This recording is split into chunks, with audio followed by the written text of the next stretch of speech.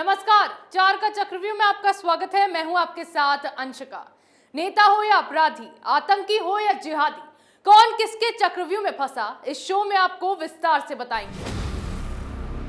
चक्रव्यूह में आज सबसे पहले बात हनुमान चालीसा के चक्रकाल में फंसे संजय राउत की, जो राणा दंपत्ति के जेल जाने पर फिर अपनी बेतुकी बयानबाजी करने लगे हैं। फिर बात करेंगे नवनीत राणा के चक्रव्यूह में फंसी कांग्रेस की, जिसके एक नेता ने हनुमान भक्तों को लेकर आपत्तिजनक टिप्पणी की है। चक्रव्यूह की तीसरी खबर में बात करेंगे केरल सरकार के चक्रकाल में फंसे केजरीवाल की, जिनके दिल्ली में बढ़िया सरकारी स्कूल होने के दावे की केरल सरकार ने हवा निकाल दी। चौथी और आखिरी खबर में बात करेंगे धर्म के चक्रव्यूह में फंसे कर्नाटक के स्कूलों की, जिन पर हिंदू संगठनों का आरोप है कि स्कूलों में गैर ईसाई छात्रों को बाइबल पढ़ने को मजबूर किया जा रहा है। चलिए शुरुआत करते हैं चक्रव्यूह की और सबसे पहले बात हनुमान चालीसा पर राजनीति के चक्कर में फंसे संजय राउत की। महाराष्ट्र में मामला केवल इतना था कि महाराष्ट्र नवनिर्माण सेना प्रमुख राज ठाकरे ने सिर्फ लाउडस्पीकर बैन किए जाने की मांग उठाई और उद्धव सरकार को अल्टीमेटम दे दिया कि 3 मई तक अगर मस्जिदों से लाउडस्पीकर बैन नहीं हुए तो उनकी पार्टी अक्षय तृतीया के दिन यानी 3 मई को ही लाउडस्पीकर पर हनुमान चालीसा का पाठ करेगी। लेकिन मामले ने लगातार तूल पकड़ना शुरू कर दिया और धीरे धीरे अजान वर्सेस हनुमान चालीसा का मुद्दा राजनीतिक मुद्दा बनता चला गया। फिर कभी हिंदुत्व की विचारधारा पर चलने वाले उद्धव ठाकरे ने अपना रुख ऐसा बदला कि अमरावती से महिला सांसद नवनीत राणा ने जब उनके घर मातोश्री के बाहर हनुमान चालीसा का पाठ करने का ऐलान किया तो पहले तो उद्धव ने राणा दंपत्ति के घर के बाहर गुंडे भेजे, जिन्होंने जमकर आतंक मचाया। फिर इतना काफी नहीं हुआ तो उद्धव ठाकरे ने अपने संतोष के लिए नवनीत राणा और उनके पति को महज हनुमान चालीसा का पाठ किए जाने का ऐलान करने पर गौर कीजिएगा कि सिर्फ हनुमान चालीसा का पाठ किए जाने का ऐलान किया गया था। नवनीत राणा मातोश्री तक पहुंची भी नहीं थी और बाद में उन्होंने अपना फैसला भी बदल लिया था। उस पर ही उद्धव की पुलिस ने दंपत्ति को गिरफ्तार कर लिया। इतना ही नहीं, नवनीत राणा पर राजद्रोह का केस तक लगाया गया। क्या महाराष्ट्र में अब भगवान की आस्था में पूजा पाठ करना भी गुनाह हो गया है? इस पर संजय राउत शिवसेना के भोपू सामना में लिखते हैं कि राणा दंपत्ति को लोकसभा अध्यक्ष ओम बिरला और केंद्रीय गृह मंत्री अमित शाह के घर के बाहर हनुमान चालीसा पढ़नी चाहिए। महाराष्ट्र में मचे बवाल को राज्य को अस्थिर करने की साजिश बताते हुए राउत तंज कसते हैं कि अब राणा दंपत्ति जेल में ही हनुमान चालीसा का पाठ करें। यह साजिश है तो फिर जो उद्धव के उन गुंडों ने किया वो क्या था? एक महिला सांसद को राज्य सरकार ने अपनी पावर का गलत इस्तेमाल कर प्रताड़ित किया, क्या वो बहुत सभ्य बात थी? राणा दंपत्ति को 14 दिन की न्यायिक हिरासत में रखा गया है और उनके घर के बाहर उपद्रव करने वाले 16 शिवसेना कार्यकर्ताओं को गिरफ्तार तो किया गया, लेकिन बाद में पुलिस ने उन सभी को छोड़ दिया। उन पर कोई कार्रवाई क्यों नहीं हुई? ये उद्धव सरकार की तानाशाही नहीं है तो फिर क्या है? कुर्सी के अहंकार में उद्धव ठाकरे जो भूल कर रहे हैं उसका नतीजा क्या हो सकता है वो भूल गए हैं या फिर उसे नजरअंदाज कर रहे हैं, क्योंकि ऐसे ही जब जब महाराष्ट्र में बेकसूरों को प्रताड़ित किया गया है तो मामले में बढ़ चढ़कर बोलने वाले महाविकास अघाड़ी सरकार के नेताओं का चुन चुनकर हिसाब किया गया है। ऐसे ही फिर एक बार महाराष्ट्र में एक बेकसूर हनुमान भक्त को प्रताड़ित किया जा रहा है, जिसमें संजय राउत अपनी जुबान पर काबू नहीं रख पा रहे हैं। ऐसे में देखना यह है कि आने वाले वक्त में कहीं अघाड़ी नेताओं में अगला नंबर राउत का ही तो नहीं लगने वाला। हालांकि शुरुआत तो उसकी हो गई है। चौल भूमि घोटाले में नाम भी संजय राउत का आ ही गया है। अब बस संजय राउत को उनकी सही जगह पर ले जाना बाकी है। यहां महाराष्ट्र में उद्धव की तानाशाही के चलते उनके नेता अपनी जुबान पर काबू नहीं कर पा रहे हैं। अघाड़ी सरकार के बाकी नेताओं की जुबान भी अब कैंची की तरह चलती जा रही है। संजय राउत के बाद अब कांग्रेस के नेता की हनुमान चालीसा करने वालों पर शर्मनाक टिप्पणी सामने आई है। कांग्रेस नेता ने जो टिप्पणी की है उसके बाद राजनीति की सारी हदें पार हो गई।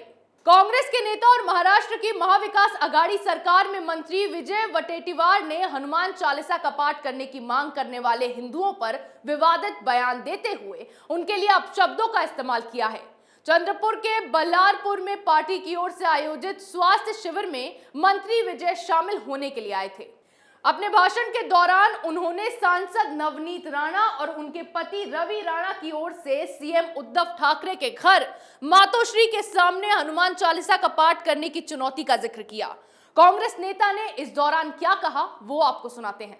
हमारे मुख्यमंत्री जी सम्मानीय उद्धव जी ठाकरे ने हनुमान चालीसा पढ़ना ही चाहिए, नहीं तो हम मातोश्री में जाके पढ़ाएंगे। अरे तेरे बाप का क्या जाता है, तू कौन लगाए रे चोपटे हरामी। अगर तेरे को बोलना है तो जहां बोलना है तू बोल, तेरे को जहां पढ़ना है तो नहीं उद्धव जी ठाकरे बोलना चाहिए। तेरे बाप का नौकर है क्या? हराम गुरो, ऐसे नीच लोग, नालायक लोग, हरामी लोग इस हिंदुस्तान में पैदा हो कि जो आपस में झगड़ा करने के लिए हनुमान चालीसा पढ़ने जा रहे हैं। हर घर में हनुमान चालीसा है, हर घर में। हिंदू धर्मियों में आपको सबको पता है कि शादी के पहले हनुमान जी का दर्शन करना होगा। अब ये बताएंगे छोटे और बताएंगे कि हनुमान चालीसा पढ़ो। आज सब अपना अपना धर्म का, अपने अपने मजहब का आदर करना सबका काम होता है। अभी मुस्लिम भाई हमारे कांग्रेस नेता के इस बयान को ट्विटर पर शेयर करते हुए महाराष्ट्र बीजेपी की प्रदेश उपाध्यक्ष चित्रा वाघ ने पूछा है कि हनुमान चालीसा का जाप कैसे देशद्रोही हो सकता है। उन्होंने लिखा, हम विरोध के लिए किसी के घर जाने का विरोध कर सकते हैं, लेकिन भारत में हनुमान चालीसा का पाठ करना देशद्रोह कैसे हो सकता है। मैं ऐसे मंत्रियों की निंदा करती हूं जो महिलाओं के बारे में इस तरह की गंदी भाषा का इस्तेमाल करते हैं। महाराष्ट्र में लगातार हनुमान चालीसा का मुद्दा गर्माता जा रहा है। हाईकोर्ट ने भी नवनीत राणा की दूसरी एफआईआर के खिलाफ दायर याचिका को खारिज कर दिया है। ये ना सिर्फ अघाड़ी के नेता इस तरह की शर्मनाक बातें कर रहे हैं, बल्कि जेल में भी नवनीत राणा के साथ जाति के आधार पर भेदभाव किया जा रहा है। खुद नवनीत राणा ने लोकसभा स्पीकर ओम बिरला को चिट्ठी लिखकर मुंबई पुलिस पर दुर्व्यवहार का आरोप लगाया है। ये और कुछ नहीं, बस उद्धव सरकार की बदले की राजनीति है। जिस तरह से उनके मंत्रियों को एक एक कर जेल भेजा गया, उसकी भड़ास अब वो नवनीत राणा पर निकाल रहे हैं। ऐसे में बीजेपी ने भी अब इस मामले में अपनी नजर पैनी कर ली है और महाराष्ट्र में राष्ट्रपति शासन लगाने की मांग उठाई जा रही है, जिससे उद्धव ठाकरे की कुर्सी अब खतरे में पड़ती दिखाई दे रही है। अब कांग्रेस नेता ने यहां शर्मनाक बयान दिया और वहां केजरीवाल के नेता दिल्ली के सरकारी स्कूलों को लेकर झूठे दावे करते हैं, फिर बाद में उनके झूठ की पोल खुल जाती है और सरकार का फर्जीवाड़ा सामने आ जाता है। ऐसे ही आप विधायक आतिशी मार्लेना ने ट्वीट किया कि केरल के प्रतिनिधि मंडल ने दिल्ली के कालकाजी स्कूल का दौरा किया और यहां के मॉडल को समझकर उसे केरल में लागू करने में रुचि दिखाई, लेकिन केरल सरकार ने 1 मिनट में इस दावे को खारिज करते हुए आम आदमी पार्टी की विधायक आतिशी के झूठ की पोल खोलकर रख दी। आतिशी ने अपने ट्वीट में लिखा, केरल के अधिकारियों की कालकाजी के स्कूल में मेजबानी करना शानदार रहा। वो हमारे शिक्षा मॉडल को समझना चाह रहे थे और उसे अपने प्रदेश में लागू करना चाह रहे थे। यह अरविंद केजरीवाल सरकार की विकास के माध्यम से राष्ट्र निर्माण का तरीका है, साझेदारी से विकास। सिर्फ पार्टी के विधायक ही नहीं, पूरी की पूरी आम आदमी पार्टी ही झूठे ट्वीट करने में लगी रही। ठीक यही ट्वीट आम आदमी पार्टी के आधिकारिक हैंडल से भी किया गया। इस ट्वीट में लिखा गया, केरल के सम्मानित लोगों ने दिल्ली के सरकारी स्कूलों का दौरा कर शिक्षा में हुई क्रांति देखी। उन्होंने कहा कि उन्होंने सोचा नहीं था कि सुविधाएं इतनी बेहतरीन होगी। केजरीवाल सरकार की हैप्पीनेस क्लासेस से इम्प्रेस शिक्षाविदों ने इसे केरल में भी लागू करने की इच्छा जताई है, लेकिन आतिशी और उनकी आम आदमी पार्टी सरकार के इन दावों का केरल सरकार ने खंडन किया है। केरल के शिक्षा मंत्री वी शिवनकुट्टी ने कहा, केरल के शिक्षा विभाग ने किसी भी व्यक्ति को दिल्ली मॉडल के बारे में जानकारी लेने के लिए नहीं भेजा है। पिछले महीने दिल्ली से कुछ अधिकारी केरल के शिक्षा मॉडल को समझने आए थे। हम ये जानना चाह रहे हैं कि आम आदमी पार्टी की विधायक द्वारा किन अधिकारियों का स्वागत किया गया।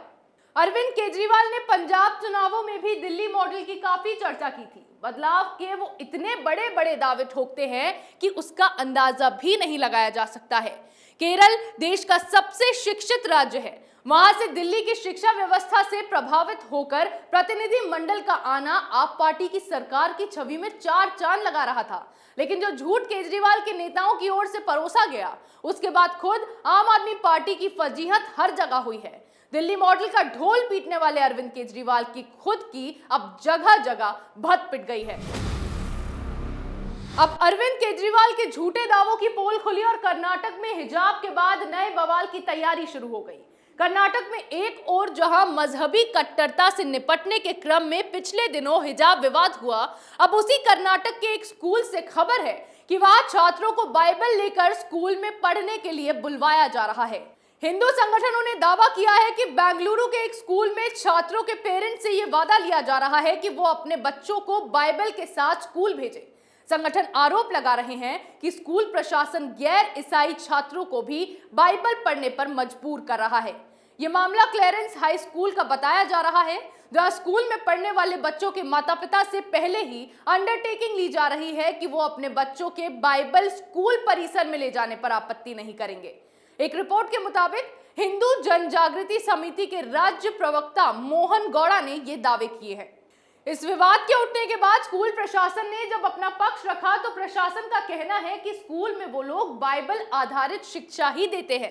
ऐसे में रिपोर्ट के मुताबिक स्कूल में एंट्री के लिए भरी जाने वाली एप्लीकेशन पर क्रमांक संख्या 11 में यह भी लिखा गया है कि आप पुष्टि करते हैं कि आपका बच्चा अपने स्वयं के नैतिक और आध्यात्मिक कल्याण के लिए मॉर्निंग असेंबली, स्क्रिप्चर क्लास और क्लबों सहित सभी कक्षाओं में भाग लेगा और बाइबल ले जाने पर आपत्ति नहीं करेगा।